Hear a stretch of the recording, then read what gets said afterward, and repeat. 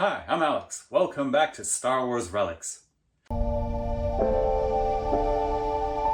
In my last countdown, I listed 11 figures that should have received a Star Wars action figure, but didn't for various reasons.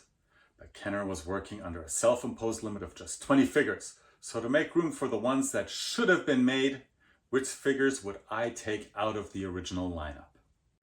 At number 1, Mr. Background himself, Snaggletooth. Since the blue Snaggletooth was already out there, was there really a need to create the red one? If he had never received a figure, hardly anyone would have ever known he existed, except maybe the most hardcore Star Wars fans. Coming in at number 2, Hammerhead. There's no denying he's the most unique alien in the original lineup, and he did kick off an entirely new species in Star Wars, which vindicated Kenner in the long run, but his blink and you'll miss it screen time earns him my second spot. At number 3, the poorly named Death Star droid.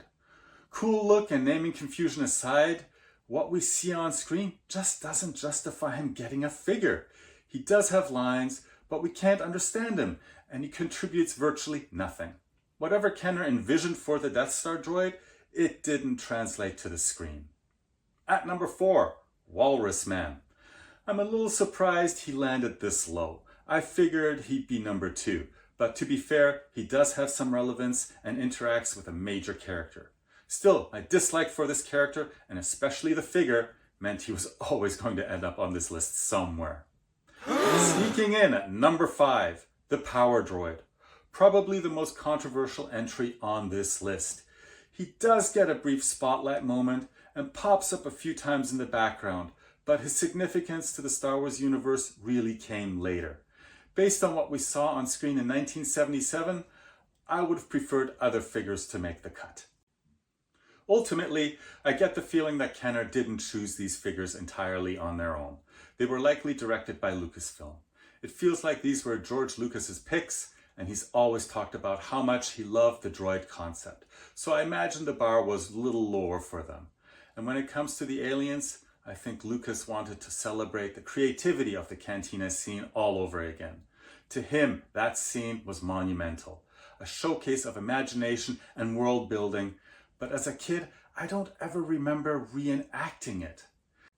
It's easy to criticize now, with more than 4 decades of hindsight. Back in 1977, these decisions were essentially informed guesses. They didn't know what we know now. Ultimately, both Kenner and Lucasfilm would be vindicated for including figures like Hammerhead and the Power Droid. Well, that's it for my list of Star Wars figures that probably shouldn't have been made. Did I miss someone, or is there a figure on the list that you think does not deserve to be there? I'd love to hear your thoughts in the comments. Thank you to everyone who subscribed, and especially to those who take the time to comment.